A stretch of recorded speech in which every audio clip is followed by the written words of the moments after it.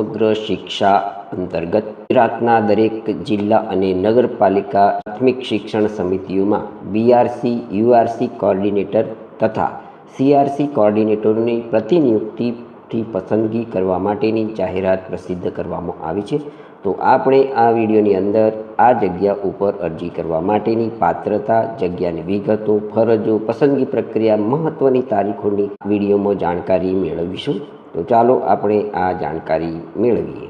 BRC CRC coordinator તથા CRC કોઓર્ડિનેટરની પ્રતિનિયુક્તિ પસંદગી માટેની જાહેરાત। મિત્રો, સમગ્ર શિક્ષા અંતર્ગત બીઆરસી યુઆરસી કોઓર્ડિનેટર તથા સીઆરસી કોઓર્ડિનેટરની હાલ ખાલી રહેલ તમામ જગ્યાઓ તથા ભવિષ્યમાં ખાલી પડનાર તમામ જગ્યાઓ માટે પ્રતીક્ષા યાદી બનાવવા માટે જે તે જિલ્લા શિક્ષણ સમિતિ, નગર પ્રાથમિક શિક્ષણ સમિતિ, મહાનગરપાલિકા શિક્ષણ સમિતિ હસ્તકની સરકારી પ્રાથમિક શાળાઓમાં ફરજ બજાવતા વિદ્યા સહાયક શિક્ષક પાસેથી અરજીઓ મંગાવવામાં આવે છે।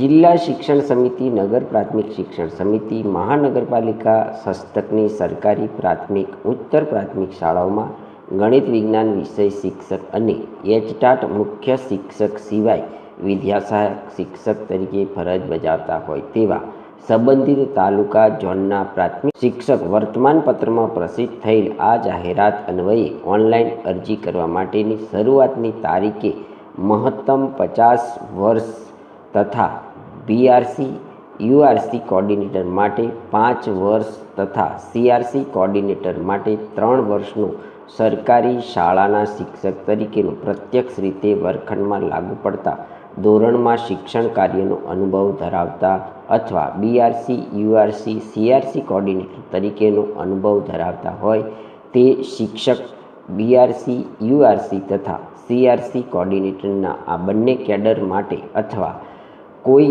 એક કેડર બીઆરસી યુઆરસી અથવા સીઆરસી કોઓર્ડિનેટર માટે અરજી કરી શકે છે। અરજી કરવાની અંતિમ તારીખે નિયત અનુભવ ગણાશે। અગાઉ પ્રતિનિયુક્તિથી પરત ગયેલ બીઆરસી યુઆરસી અને સીઆરસી કોઓર્ડિનેટર માટે 1 વર્ષનો કુલિંગ પિરિયડ નક્કી કરેલ છે, જેથી આવા બીઆરસી યુઆરસી અને સીઆરસી કોઓર્ડિનેટર 1 વર્ષ પૂર્ણ થયા બાદ ફરી અરજી કરી શકશે। 1 વર્ષ ગણવાના કિસ્સામાં શિક્ષક તરીકે પરત થઈ શાળામાં હાજર થયેલ તારીખથી 1 વર્ષ વર્તમાન પત્રમાં પ્રસિદ્ધ થયેલ આ જાહેરાત અન્વયે ઓનલાઈન અરજી કરવા માટેની શરૂઆતની તારીખે ગણવાનું રહેશે।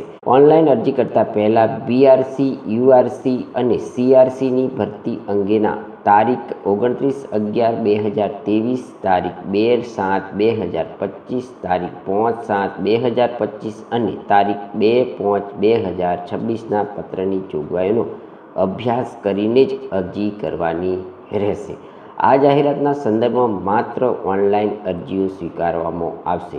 આ પ્રતિનિયુક્તિ 1 વર્ષના પ્રોબેશન સહિત મહત્તમ 3 વર્ષ અને ત્યારબાદ કામગીરીની સમીક્ષાના આધારે વધુમાં વધુ 2 વર્ષ પ્રતિનિયુક્તિ લંબાવી શકાશે, એટલે કે મહત્તમ 5 વર્ષ માટે પ્રતિનિયુક્તિથી નિમણૂક અપાશે।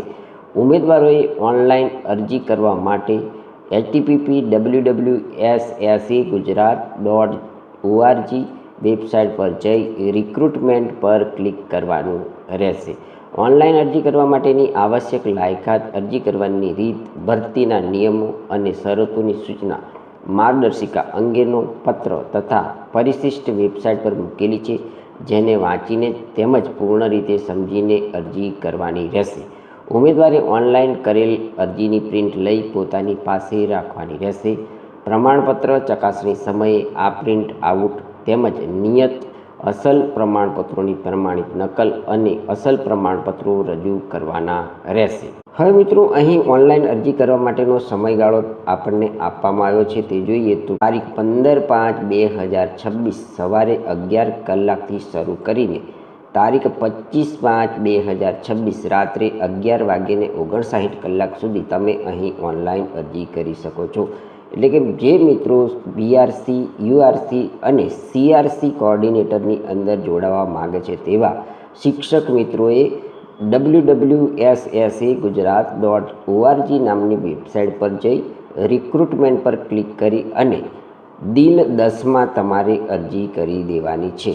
જો તમને આ જાહેરાત બાબતેની માહિતી આપતો વિડીયો પસંદ આવ્યો હોય તો અમારી યુટ્યુબ ચેનલ જોબ સરકારીને જરૂરથી સબસ્ક્રાઈબ કરો, વિડીયોને લાઇક કરો અને તમારા મિત્રોને પણ આ વિડીયો શેર કરો. ધન્યવાદ. આભાર.